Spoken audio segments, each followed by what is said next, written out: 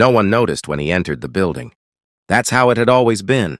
Before the morning lights turned on and long after the last executive left, he moved quietly through hallways polished to reflect success that was never meant for him. To everyone else, he was just the janitor. To one little girl at home, he was everything. Every swipe of his mop paid for medicine. Every late shift meant another promise broken at bedtime.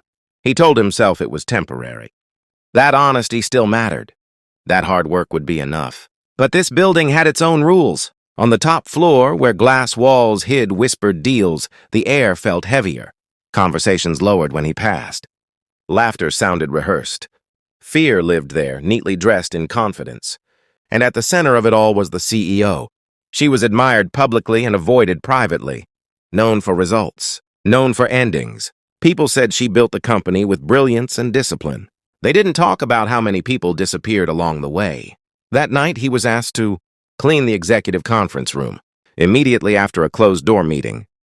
The request was urgent. That alone made his stomach tighten. The room told a story before anyone spoke. Coffee cups left untouched. Chairs pushed back too hard. One corner of the table scratched deeply, as if someone had slammed a fist down and thought better of it too late. Then he heard it. A soft vibration. A phone lying near the edge of the table. The CEO's phone. He froze. It buzzed again. And again. He didn't mean to look. But the screen lit up. And words flashed that didn't belong to him, yet stayed with him forever. Delete everything.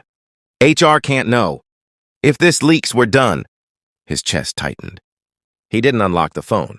Didn't touch it longer than a second. But he didn't need details to recognize fear disguised as authority. He'd seen that look before, on employees escorted out with boxes, on managers blamed for decisions they never made. Footsteps echoed. The CEO entered the room, her expression sharp, eyes scanning. She grabbed the phone without a glance at him and left. No thanks, no acknowledgement. But something had already changed. That night, he couldn't sleep. He kept seeing the screen light up. Kept hearing the accounting woman's voice from earlier that week, quiet. Shaking, asking if everything was going to be okay. 2 days later, she collapsed at her desk. Stress, they said. By Friday, her badge no longer worked. The building moved on. He didn't. Fear whispered to him to stay quiet, to survive, to remember who he was in this place.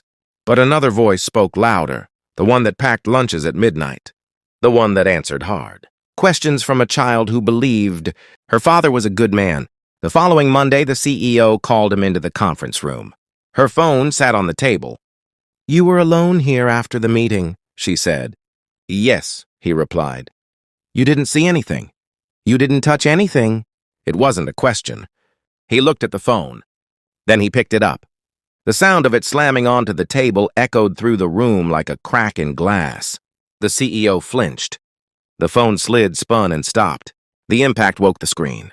A fingerprint smudge unlocked it instantly, and then everything fell apart. A hidden email thread popped up automatically.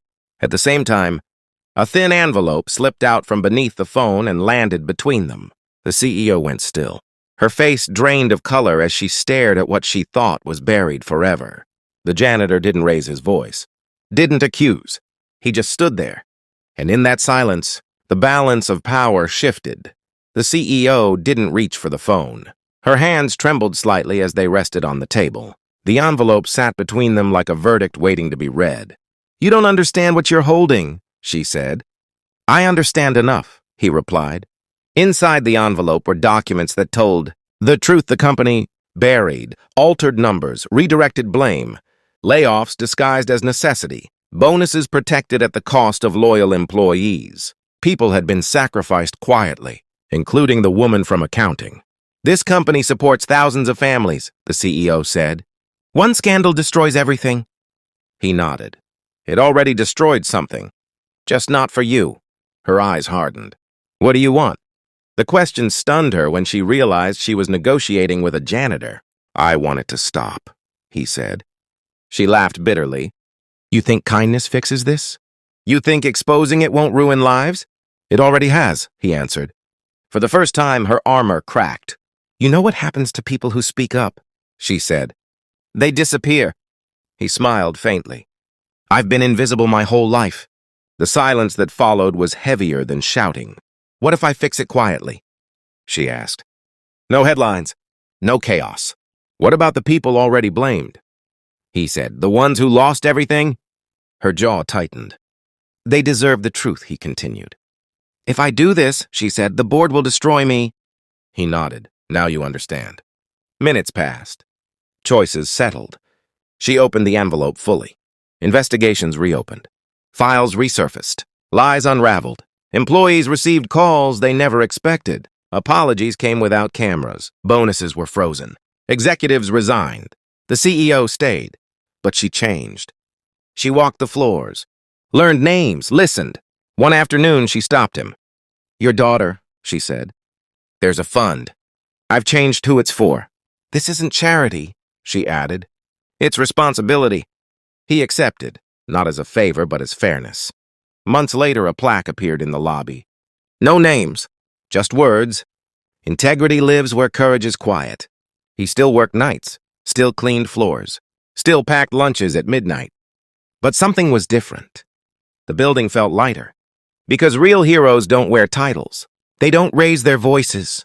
They simply refuse to stay silent when it matters most. If this story made you feel something, don't scroll away. Like this video to honor the silent heroes around us. Subscribe for more real stories of courage and kindness. And share this with someone who believes integrity still matters.